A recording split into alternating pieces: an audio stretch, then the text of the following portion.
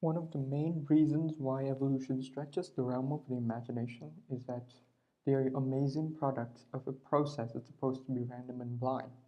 From a very conceited human perspective, one of the most amazing achievements of evolution is the human mind.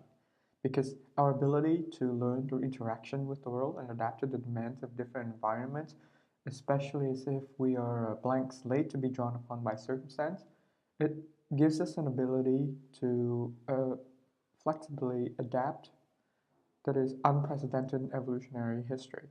However, we still have to remember that our minds are a product of evolution.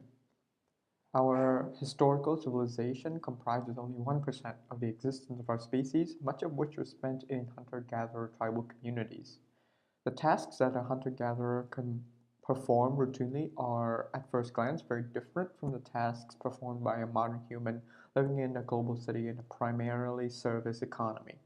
Such a person would spend much more time performing complex and abstract information processing tasks at the expense of physical activity and motor coordination tasks. My research interest concerns how the prevalence of such tasks affect the mechanisms for reward and punishment that are tuned during the course of evolution, presumably for tasks that require a lot more physical activity.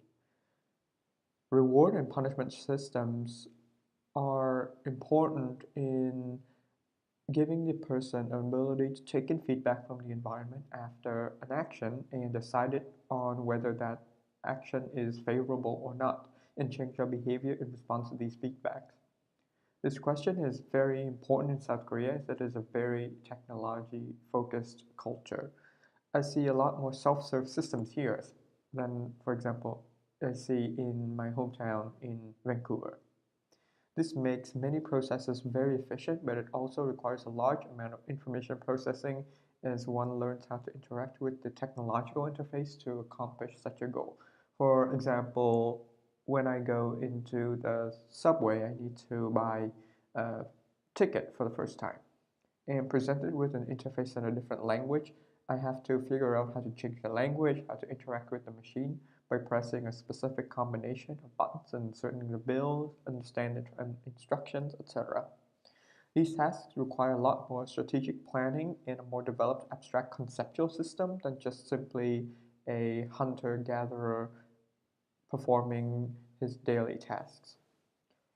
And still, user-friendly technology gives much more immediate feedback than the natural environment. And so perhaps we need less long-term planning. I'm interested in how all of these factors affect how our reward and punishment systems work and together how they influence behavior.